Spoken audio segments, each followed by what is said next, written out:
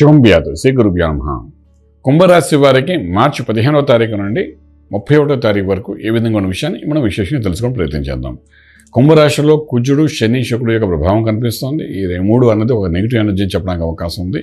కుటుంబ స్థానంలో కూడా రాహు, బుధుడు, రవి ఇది కూడా కొంతవరకు నెగిటివ్ ఎనర్జీ చెప్పచ్చు. గురుడు తృతీయ స్థానంలో కనిపిస్తోంది. అష్టమలో కేతు యొక్క ప్రభావం కనిపిస్తోంది. సో 3 గ్రహాలు రాశిలోని, ఇంకొక 3 గ్రహాలు కుటుంబ స్థానంలోని 6 ప్లస్ 1 గ్రహం ఏమో చూస్తే మేషంలో గురుడు, అలాగే అష్టంలో కేతు యొక్క ప్రభావం కనిపిస్తుంది. ఇది కొంతవరకు చెప్పాలని అంటే ఆర్థిక వ్యవహారాలకు వచ్చినప్పుడు ఆర్థికంగా కొంచెం క్షీణించే అవకాశం బాగా కనబడుతుంది. ఎప్పుడో మనం కొన్న వస్తువు ఒకటి ఉంటుంది, ఒక రియల్ ఎస్టేట్లో ఒక ల్యాండ్ ఏదో కొని ఉంటుంది, అది కొంచెం కబ్జా అవ్వడం కానీ, దాంట్లో ఇరుక్కుపోవడం కానీ, అటువంటి ఇన్వెస్ట్మెంట్ ప్లాన్లో డబ్బు వెళ్ళి పెట్టినది రాకపోవడం కానీ, ఇటువంటి పరిస్థితులంతా ఈ 15 రోజుల్లో మనకు కనిపిస్తుంది. అంటే ఈ 15 రోజుల్లో అది మనం చేసిన రాంగ్ స్టెప్ అనే క్లారిటీ మీకు వచ్చి దాని మీద హోప్స్ వదిలేసుకోవాలనే విషయంగా మీకు చెప్పే అవకాశం ఉంటుంది. అంచేత చాలా జాగ్రత్త పడండి. ఈ 15 రోజుల్లోని ఎలా కరెక్షన్ చేసుకోవాలని.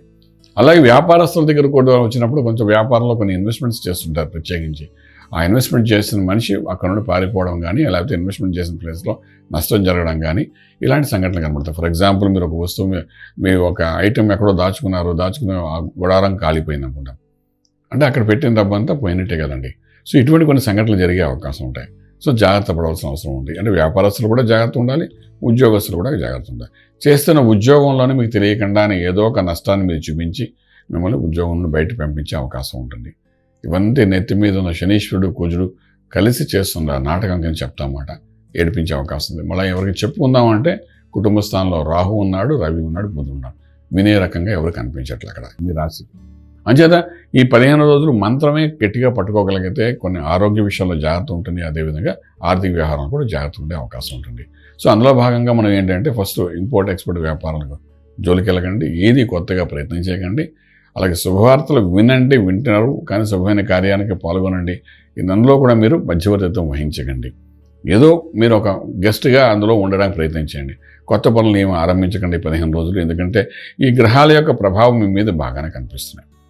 ఉన్నది మంత్రమే శరణ్యం అనుకుంటూ ముందుకు వెళ్ళవలసిన అవసరం ఎంత ఉంటుంది. ఎందుకంటే ఆరోగ్య విషయాలకు వచ్చిన అష్టమంలో కేతు, లగ్నంలో చూస్తే కుజుడు, శని ప్లస్ శుక్రుడు, అలాగే కుటుంబ స్థాయిలో ఉన్న గ్రహాలు ఇవేమి మీకు ఆరోగ్యం మీదే పూర్తిగా చూపిస్తున్నాయి. సో ఆరోగ్యం మీద ఎప్పుడైతే చూపిస్తున్నాయో ఆరోగ్యాన్ని మీరు కరెక్షన్ చేసుకోవాల్సి వస్తుంది. సో ఇక్కడ మంత్రమే శరణ్యం అనుకున్నప్పుడు ఆంజనేయ స్వామికి ఆరాధన చేయండి, సుందరాకాండ పారాయణం చేయండి. అటువంటిది ఏదైనా 15 రోజులు చేసుకుంటూ వెళ్ళండి. అంటే చిన్న వయసులో ఉన్న వ్యక్తులకైతేనూ ఇవన్నీ ఎలా చూపిస్తానంటే హెల్త్ ఇష్యూస్ వచ్చినప్పుడు ఐడెంటిఫికేషన్ జరగకుండా అది ఏం ప్రాబ్లమో తెలియని పరిస్థితుల్లో మీకు అనారోగ్యాన్ని చూపించే అవకాశం ఉంటుంది. యుక్త వయసు దాటిన వాళ్ళకి వస్తే, పెద్దవాళ్ళకి అనుకుంటే 60 సంవత్సరాలు బయట వాళ్ళకి అనుకుంటే వాళ్ళకి కర్తృస్థితి సమస్య పరిష్కార మార్గం కనబడకుండా ఇబ్బంది పెడుతుంటుంది ఆరోగ్య విషయంలో. సో ఇవన్నీ మనకు కనబడుతున్నాయి కాబట్టి ఈ మంత్రం ఆంజనేయ స్వామికి ఆరాధన చేసుకోవడం, వీలైతే ఈ 15 రోజులు ఒకసారి శివునికి అభిషేకం చేసుకొని తీర్థం తీసుకోవడం, ఆంజనేయ స్వామి యొక్క మంత్ర సాధన లేకపోతే సుందరకాండ చదవడము, ఏదో ఒకటి ఇటువంటి కొంచెం ఆధ్యాత్మికంగా ఈ 15 రోజులు కానీ గడపగలిగితే, అంటే మనకున్న వ్యాపకాలను పక్కన పెట్టి గడపగలిగితే ఆరోగ్యంగా ఉంటారు. ఆరోగ్యంగా ఉండగలిగితే ఏదైనా సాధించగలుగుతారు. కాబట్టి ఆ విధంగా చేసుకుంటూ వెళ్ళండి. రాజమార్గంలో రాజ్యం పొందగలుగుతారు. శుభం వ్యాధు. ఈ వీడియో మీకు నచ్చినట్లయితే మీ మిత్రులకు షేర్ చేయండి. అలాగే మా ఛానల్ను సబ్స్క్రైబ్ చేయడం మర్చిపోవద్దు. Thank you.